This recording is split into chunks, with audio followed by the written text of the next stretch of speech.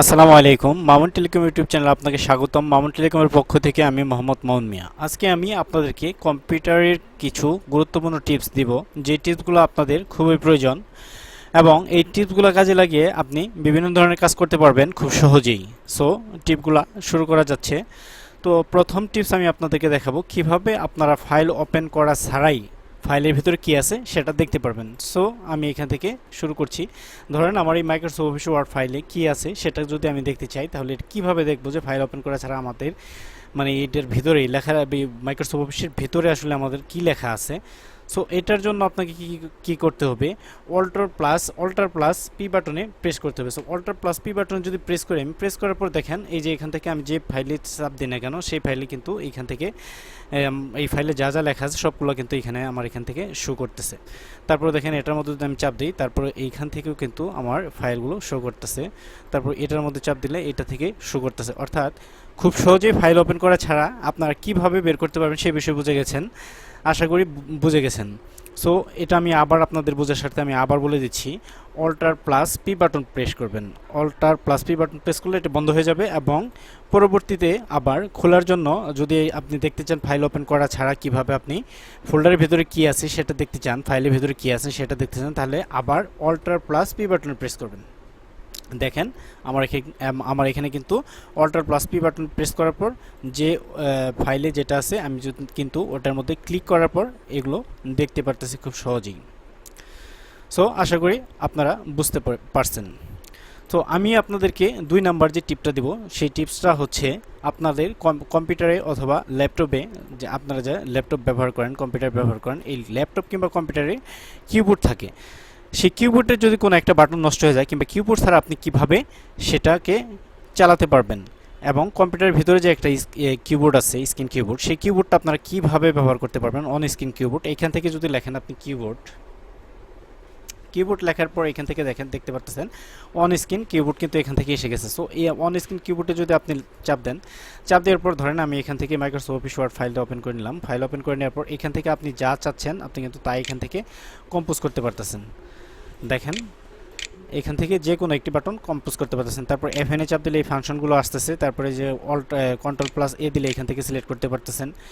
অর্থাৎ আপনার কিবোর্ডের মধ্যে যে ব্যবহারটা রয়েছে ঠিক এই কিবোর্ডের মধ্যেই সেম একই ব্যবহার রয়েছে। সো এটাকে বের করার জন্য আমি আরেকটি নতুন বুদ্ধি দেখিয়ে দিচ্ছি আপনাদেরকে।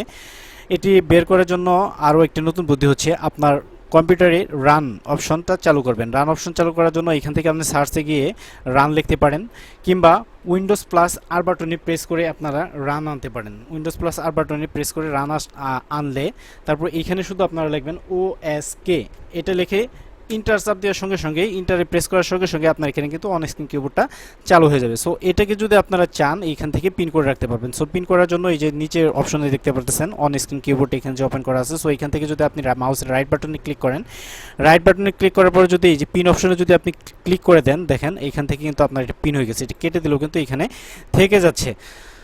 তো আশা করি বুঝতে পারছেন আপনারা কিভাবে অন স্ক্রিন কিবোর্ড ব্যবহার করবেন আপনার কম্পিউটারে। যদি কিবোর্ডের সমস্যা হয় তাহলে সেই ক্ষেত্রে আপনি কিভাবে ব্যবহার করবেন এই টিপস তো আপনারা বুঝে গেছেন। সো এখন আমি আপনাদের সামনে আরও একটি নতুন টিপস দিব।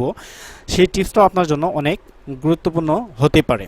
সো আপনি কাজ করতেছেন এমত অবস্থায় আপনার এখানে দেখেন অনেকগুলো ফাইল ওপেন করা আছে, এই Microsoft Office Word file open করা আছে, অন স্ক্রিন কিবোর্ড আছে। সো এইখান থেকে দেখতে পারতেছেন অনেকগুলো ফাইল আমার ওপেন করা আছে, এখান থেকে দেখেন এই ফাইলগুলো ওপেন করা আছে। সো এই মতো অবস্থায় আপনি কাজ করতেছেন এমন সময় আপনার এখানে যদি কেউ আসে, আপনার পিসিটা অর্থাৎ আপনার ল্যাপটপ কিংবা আপনার কম্পিউটার যদি কেউ ব্যবহার করতে চায়, সেই ক্ষেত্রে যদি আপনি দেন তাহলে আপনার কাজের ক্ষতি হওয়ার সম্ভাবনাটা রয়ে আছে। সো এই জন্য আপনি যদি চান যে আমি একটি নতুন ডেস্কটপ ওপেন করে আমি তাকে দেবো, সো নতুন ডেস্কটপ ওপেন করার জন্য কি করবেন, এই যে বাম পাশে টেক্সট বারে যে দেখতে পারতেছেন টাস্ক ভিউ নামে একটা অপশন আছে, সেই টাস্ক ভিউ একটা ক্লিক করবেন।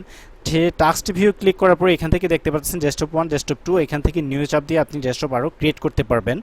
ইচ্ছা মতো আপনি ডেস্কটপ অনেকগুলো ক্রিয়েট করতে পারবেন। সো এখানে আপনার ডেস্কটপ 1 কিন্তু আমি কাজ করতেছিলাম। সো আমি যদি কাউকে দেই ডেস্কটপ 2 ব্যবহার করে, যদি ডেস্কটপ 2 দিয়ে দিই, দেখেন এখান থেকে কিন্তু কোনো ফাইল ওপেন করা নাই। সো আপনি যদি এটা দেন তাহলে কিন্তু আপনার কোনো কাজের সমস্যা হচ্ছে না। তারপর তার কাজ শেষ হলে আপনি এখান থেকে টাস্ক ভিউ যাওয়ার পরে এখান থেকে ডেস্কটপ 1 সিলেক্ট করে দেবেন, কিংবা ডেস্কটপ 2টা আপনি এখান থেকে ডিলিট করে কেটে দিলেও কোনো সমস্যা নাই। আশা করি আপনারা বুঝতে পারছেন। সো কম্পিউটারের হিস্টোরি কিভাবে বের করবেন সেই বিষয়ে আমি আপনাদেরকে কিছু টিপস দিয়ে দিচ্ছি। এই টাস্ক ভিউ যাবেন, টাস্ক ভিউ আসার পরে এখান থেকে দেখতে পারতেছেন আপনাদের হিস্টোরি। এটা কিন্তু অনেক দিনের হিস্টোরি থাকে আপনার সারাদিনের ব্যবহারে কম্পিউটারে কত মানে আপনি কি কি কাজ করেছেন সেই বিষয়ে এখানে হিস্টোরি দেওয়া আছে। সো এই হিস্টোরিগুলো আপনারা এখান থেকে দেখতে পারবেন। অর্থাৎ আপনার কম্পিউটার যদি আপনি যদি না থাকেন, অন্য কেউ যদি ইউজ করে আসলে সে কোন কোন ফোল্ডার ওপেন করেছে এবং কোথায় কোথায় গেছে সেই বিষয়ে আপনারা এখান থেকে হিস্টোরি দেখতে পারবেন। আর এই টাস্ক ভিউ আপনারা আরও একটি কিবোর্ডে শর্টকাট বাটনের মাধ্যমে কিন্তু আপনারা টাস্ক ভিউ বের করতে পারবেন। সো এটার জন্য আপনারা control plus Windows plus tab বাটনে যদি প্রেস করেন তাহলে কিন্তু আপনাদের সরাসরি টাস্ক ভিউ অপশনটা এসে যাবে।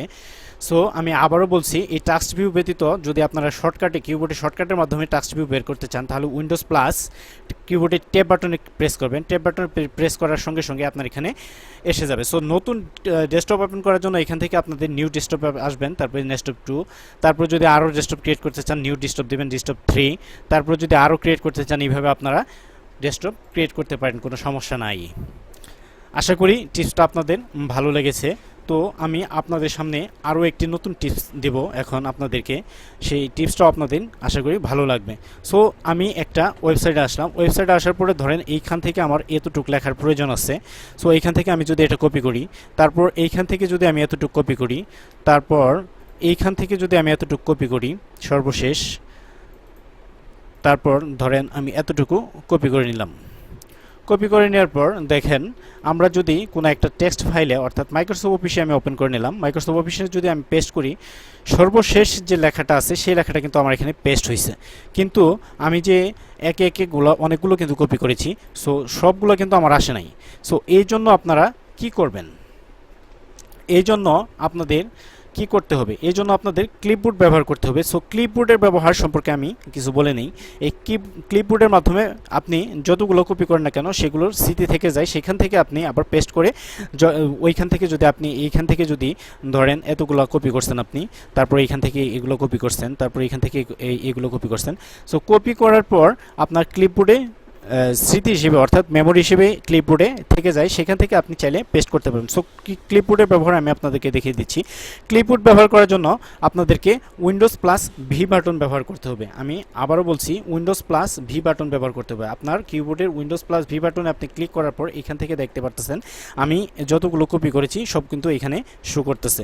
অর্থাৎ আমি যদি আরও এখান থেকে কপি করি, ধরেন এইখান থেকে যদি আমি আরও কপি করি, এগুলো যদি আমি কপি করি, তারপরে ধরেন এগুলো যদি আমি কপি করি, কপি করার পর আমি যদি এখন আমার মাইক্রোসফট অফিস ওয়ার্ডে আসি, মাইক্রোসফট অফিস ওয়ার্ডে আসার পর এখান থেকে যদি আমি ক্লিপবোর্ড আবার ওপেন করি, ক্লিপবোর্ড ওপেন করতে হবে আপনাকে। ক্লিপবোর্ড ওপেন করার জন্য উইন্ডোজ প্লাস ভি বাটন দেখেন, এখান থেকে আপনি চাইলে আপনার প্রয়োজন মতো আপনি কোনটি আগে দিতে চান, পেস্ট করতে চান, কোনটি পরে পেস্ট করতে চান, এইভাবে পেস্ট করতে পারেন। তারপরে দেখেন আমি দেখিয়ে দিচ্ছি, এটা পেস্ট করলাম, এটা পেস্ট করার পর ইন্টার দিলাম, ইন্টার দেওয়ার পর আবার যদি আমি চাই উইন্ডোজ প্লাস ভি বাটনে প্রেস করব, উইন্ডোজ প্লাস ভি বাটনে প্রেস করার পর এখান থেকে এটা দিব, তারপরে আবার উইন্ডোজ প্লাস ভি বাটনে প্রেস করব, তারপরে ধরেন এটা নেব। এটা কিন্তু আপনার কাজের অনেক সময় রক্ষা করে, অর্থাৎ অনেক সময় কম লাগবে।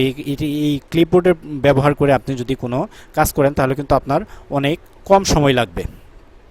আশা করি আপনারা এই বিষয়টাও বুঝে গেছেন, ক্লিপবোর্ডের ব্যবহার আপনারা কিভাবে করবেন সেই বিষয়ে আপনারা বুঝে গেছেন।